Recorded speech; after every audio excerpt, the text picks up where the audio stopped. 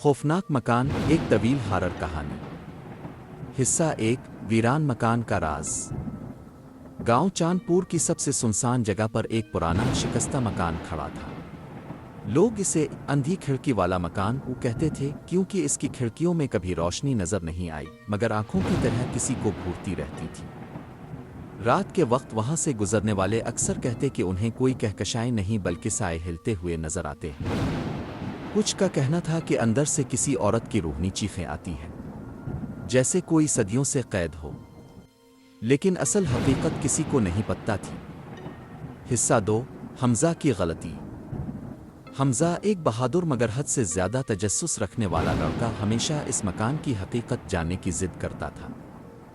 एक दिन इसके दोस्त एहसन ने कहा, यार रात को चलते हैं, देखते हैं अंदर है क्या।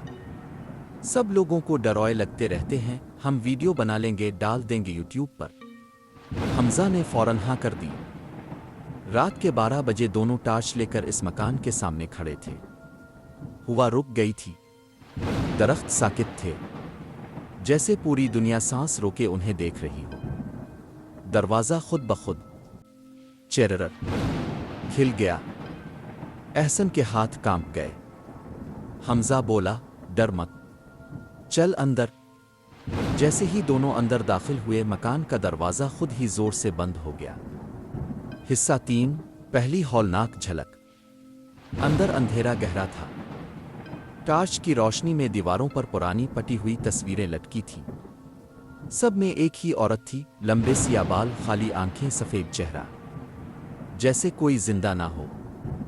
अचानक तस्वीरों के चेहरे आहिस्ता आहिस्ता दोनों की तरफ देखने लगे। एहसन ने चीख कर कहा, यार तस्वीरें हरकत कर रही हैं।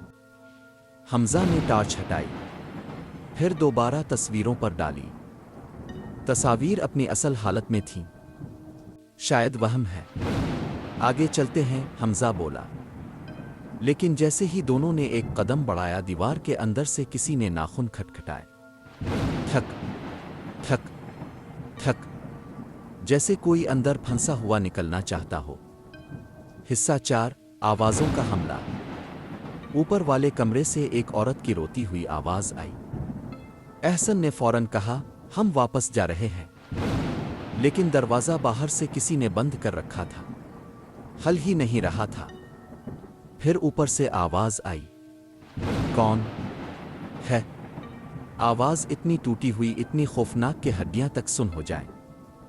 हमजा ने बमुश्किल कहा, चल कर देखते हैं, शायद कोई जख्मी हो। सीढ़ियां चढ़ते ही फिजा में ठंडक बढ़ने लगी।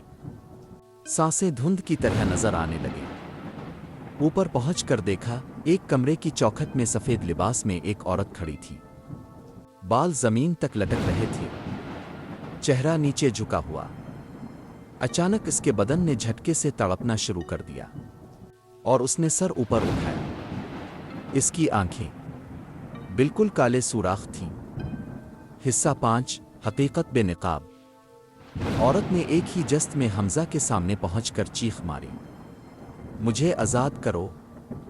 दीवारों पर लगी तस्वीरें जलने लगी। कालीन के नीचे से खून रसने लगा। पूरा कमरा लरजने लगा। एहसन बेहोश होकर गिर पड़ा। औरत ने हमजा की तरफ हाथ बढ़ाया, जिसकी उंगलियां पंजों की तरह लंबी थीं। हमजा ने हिम्मत जमा करके पूछा, तुम कौन हो? औरत के पीछे दीवार पर खुद ही अल्फाज अल्फाबेर आए, मैं अजरा, इस मकान की आखिरी रहने वाली। मुझे मेरे शौहर ने यहां बंद करके मार डाला। मेरी रूह नहीं जा सकी। ये मकान मेरा कैद खाना बन गया। जो भी अंदर आए, वो फिर कभी बाहर नहीं जाता। हमजा कांप गया। तो फिर हमें क्यों? अजरा ने आहिस्ता कहा, क्योंकि तुमने दरवाजा खोला है। अब ये मकान तुम्हारा भी है। और वो तेजी से इसकी तरफ लपकी। हिस्सा 6, आखिरी जिदोजहद। हमजा ने बेहोश एहसन को घसीटा और नीचे की तरफ भागा। सीढ़ियों से उतरते ही इसने देखा, दरवाजा अब खुला हुआ था, मगर जैसे ही वो बाहर निकलने लगा, अजरा दोबारा दरवाजे में आकर खड़ी हो गई। اس کے چہرے سے خون بہہ رہا تھا۔ آواز قبر جیسی، باہر جانا منع ہے۔ حمزہ نے آخری کوشش کرتے ہوئے ٹارچ اس کی آنکھوں پر ماری۔ روشنی لگتے ہی عذرا کی چیخ اتنی خوفناک تھی کہ پورا مکان لرز گیا۔ وہ پیچھے ہٹی۔ حمزہ نے موقع غنیمت جانا احسن کو اٹھایا اور باہر بھاگ گیا۔ جیسے ہی دونوں گھر سے باہر نکلے دروازہ فوراً بند ہو گیا۔ حصہ 7 انجام جو ختم نہیں ہوتا۔ 2 ہفتے بعد احسن ابھی بھی صدمے میں تھا، بولتا نہیں تھا۔ حمزہ ہر رات ڈراؤنے خواب دیکھ رہا تھا۔ ایک رات حمزہ اپنے موبائل پر ویڈیو دیکھ رہا تھا جو اس نے اس رات ریکارڈ کی تھی۔ ویڈیو کے آخر میں اس نے کچھ ایسا دیکھا کہ اس کا خون جم گیا۔